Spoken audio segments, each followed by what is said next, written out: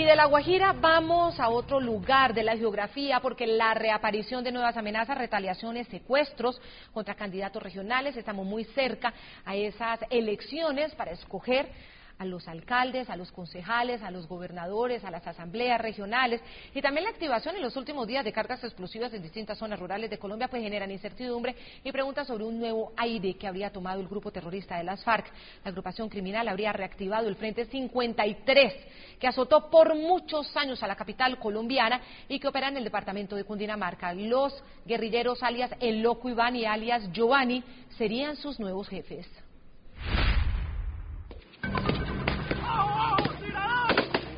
Año y medio después de ser desmantelado por el ejército, Mauricio Jaramillo, alias El Médico, integrante del secretariado de las FARC y quien reemplazó al Mono Jojoy en el bloque oriental, estaría intentando reactivar el Frente 53, estructura que a mediados de los años 90 cometió un gran número de secuestros y extorsiones en Cundinamarca.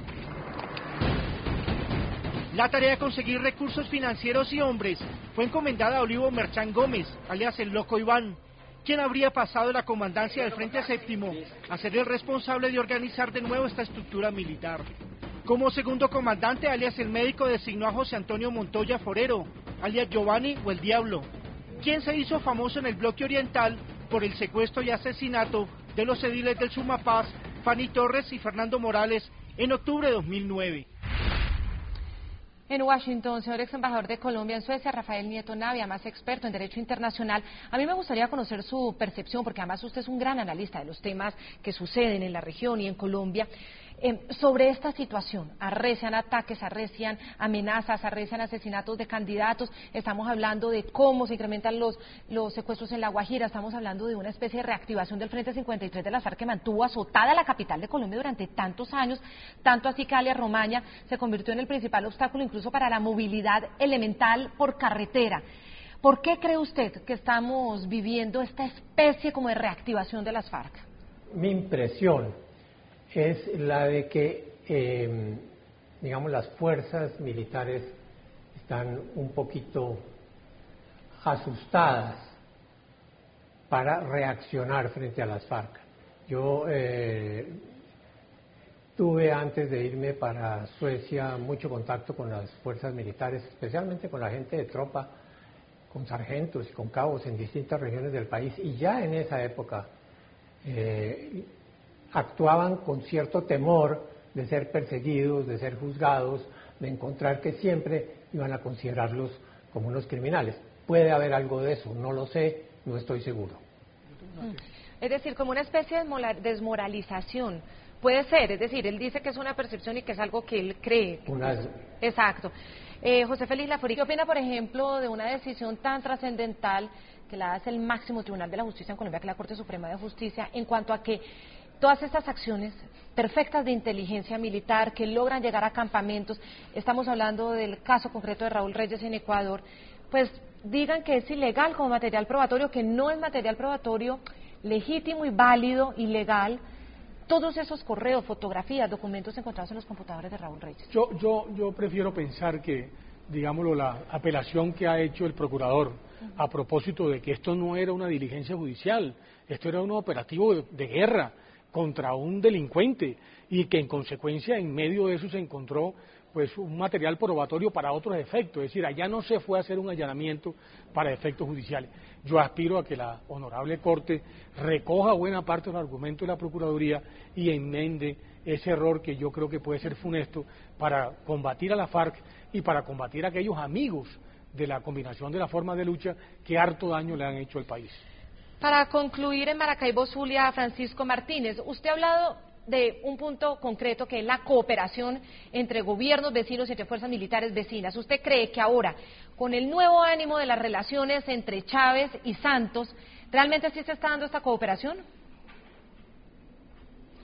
Sí, definitivamente eso es un aspecto positivo, este nuevo giro de las relaciones entre Venezuela y Colombia tienen que generar ese ambiente propicio para que las autoridades de ambas fronteras puedan ser más asertivas en todos esos operativos que impidan todo el conflicto que existe a lo largo de la frontera. Aunado a eso, también hay que resaltar que del lado nuestro en Venezuela, también el Estado venezolano comienza a dar los primeros síntomas de, por lo menos en nuestro caso, que somos considerados un Estado opositor, ya hay una relación, hay una cooperación entre los diferentes órganos de seguridad, como la Guardia Nacional, el CICPC, la Policía Regional y también el DIVICE, que creo que es lo que se llama el DIVICE. En donde probablemente en estos primeros 6 meses han dado con esa clave de cooperar y actuar en conjunto en contra del tema del secuestro y en contra también del tema de la delincuencia, y han sido bastante más asertivos con respecto a años anteriores. Pero es decir, usted sí lo está viendo, digamos, en la realidad, más allá de las palabras, porque hay muchos que todavía no creen en eso, dicen eso son puras apariencias, y al final los secuestrados siguen yendo, viniendo, las FARC siguen entrando, saliendo, y al final, en la práctica, pues no resulta en nada. ¿Usted sí garantiza que sí está sirviendo? Precisamente, o sea, a veces hay que ser consecuente y en eso estamos perfectamente claros, hay que ser consecuente con lo que se dice y con lo que se hace, pero ya en las estadísticas demuestra que ya hay unos aspectos que están generando contundencia en cuanto al ataque del secuestro, porque hablar de 76 secuestros en el año pasado contra apenas 17 en este año, evidentemente eso muestra una cifra un poco más alentadora. Hay que seguir trabajando y por sobre todo hay que perfeccionar esas acciones en conjunto entre los diferentes entes, tanto específicamente los de Venezuela como los que están también del lado de Colombia. Eso tiene que generar mejores acciones y mejores resultados en el ataque de la delincuencia. Claro. José Félix Laffory, obviamente el argumento de la disminución de secuestros en Zulia es bien importante, pero en el caso de La Guajira no es lo mismo y hay información de que están pasando los secuestrados a la frontera. Sí, claro, o sea, yo creo que esos son fronteras demasiado permeables. Pero tiene razón un poco el presidente de Fedecámara. Yo creo que la acción bien articulada, una acción resuelta para luchar contra la criminalidad de venezolanos y colombianos, sí puede poner en cintura a estos grupos que actúan de ambos lados, porque no solamente es Guajira, es Arauca, es buena parte del Bichada. Hay unas zonas que son demasiado sensibles, sí, entre otras cosas porque son corredores de narcotráfico. Yo creo que la tragedia de Tibú, la tragedia de alguna zona del Cesar, es que ahí son grandes corredores que terminan fundamentalmente en Venezuela, sí, y ese tipo de situaciones son las que habilita, digámoslo, todos los espacios para que la FARC hagan de las suyas. Ex embajador de Colombia en Suecia, Rafael Nieto Navia, que nos acompaña desde nuestros estudios NTN 24 en Washington. ¿Usted cree en esa cooperación de Hugo Chávez con el gobierno Santos en la lucha contra el narcotráfico, el terrorismo, el secuestro y todo el accionar de las FARC?